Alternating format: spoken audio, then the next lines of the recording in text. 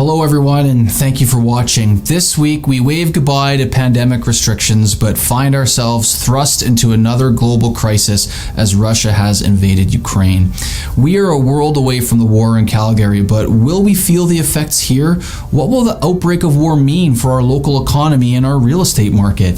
The world is a crazy place right now, and we're not getting any time to catch our breath. So today I'll do my best to unpack all of these factors for Calgarians and explain what it means for our city. Let me warm up with a warm wave goodbye to the trucker convoy, who, in my view, accomplished their mission, at least in Alberta, as this week we removed all pandemic restrictions and are told we can go back to normal again, whatever that means.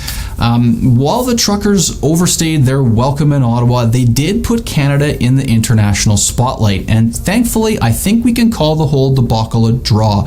We are seeing restrictions being lifted across our country, and our leadership, while limp most of the time and not very much to my liking, did quell the protests with no loss of life, preventing it from sprouting up again in earnest in another city. Were we mostly PO'd at the truckers? Yes, Canadians were, but when Eastern Canada was calling for the truckers to get out of the Dodge, or Ottawa, the airwaves were largely devoid of support for the pandemic to continue. And the truckers' calls for the pandemic to end were very similar to the righteous calls for social distancing at its beginning. Left balances right in Canada, and I think we can at least thank the truckers for hurrying up the end of restrictions in Alberta. Now, supporters of the convoy will get to cheers beers in the years to come because they made Trudeau invoke the Emergency Measures Act to get them kicked out of Ottawa. And by doing so, the truckers have solidified their place in Canadian history. And for that, a tip of the mesh ball cap to you guys. All right, now, for those of you that didn't know, the Emergency Measures Act was previously called the War Measures Act, which was intended to give our government the powers needed to keep order and fight a war should Canadians find themselves in one, which is very sadly what the proud country of Ukraine finds itself in now. I've said it before, and ego is the enemy when it shows up in political discourse, and here it is at its absolute worst in Vladimir Putin, who so very selfishly has launched a war of aggression and is a fit-to-be-tied war criminal at fault for the deaths of thousands and counting. The situation in Ukraine is certainly going to get worse before it gets better, making so many of our domestic issues seem trite and insignificant by comparison. In response to Putin's attack, and that's how I feel this should be characterized, this is about Putin and his egomaniacal lust for conquest, so don't be lumping everyday Russians in with him. The Western world has thankfully seen one another step up and make the right call to isolate Russia's economy, calling out Putin for the liar he is, while so far avoiding plunging us into World War III. It has been accomplished with unity and resolve, two really great things internationally that a fragmented Canada would do well to take note of domestically, and perhaps we will. And this is where world affairs become much more relevant to Canadians and, by extension, Calgarians.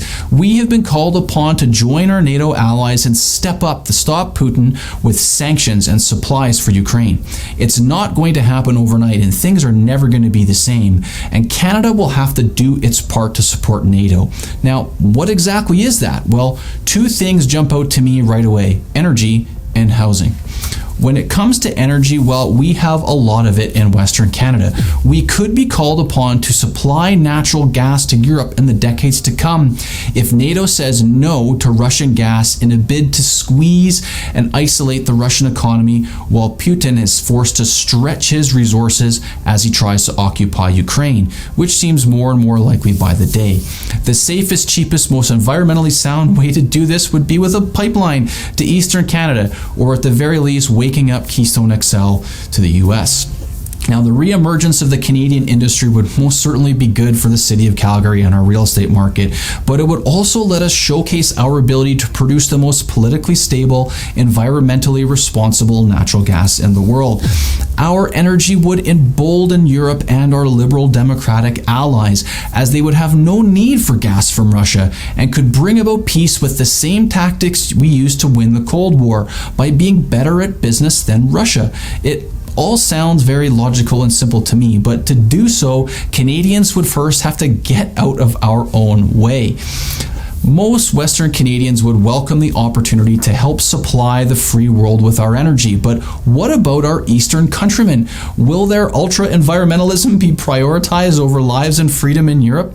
It is a leftist worst nightmare and a modern version of Sophie's choice that I suspect will be debated heavily in the near term. Now, the second critical factor is housing. At the time of this video, there are over 500,000 refugees fleeing Ukraine, and the numbers are climbing rapidly. Canada will no doubt be called upon to take refugees in that are escaping oppression from Putin, and Canadians will rightfully answer the call. But where are they going to stay? Real estate is in high demand almost everywhere in Canada right now, but the fact remains that Canada is enormous, with a lot of room to grow and accommodate Ukrainians in need. This will lead to more construction and greater demand for real estate, putting even more wind in the sails of Calgary's catch-up market compared to Toronto and Vancouver. So yeah, the outlook remains positive for Calgary real estate despite the specter of war looming before us. Nobody wants to build wealth that way though, and for that reason I feel Calgarians need to keep it classy and become a magnetic city for the right reasons. Be kind to others, particularly everyday Russians who have no desire for war but fear their oppressive leaders. Russians have a rich history of turfing those at the top that do them dirty for too long. So we should be supporting those that believe as we do but find themselves behind Russian lines, questioning their leadership. For those who backed the Freedom Convoy, well, you need to come to the middle and support freedom in its truest sense as an escape from oppression. Western Canadians should be reaching out and engendering themselves to Eastern Canadians in a call for national unity, as we may catch the break we deserve by way of an external, international call for Canadian pipelines with a force far greater than our internal push as Western Canadians could ever be. And if that happens, we will be glad that we kept our big rigs on the high road. Thanks very much for watching. Power to the Ukrainian people, and we'll see you guys next video.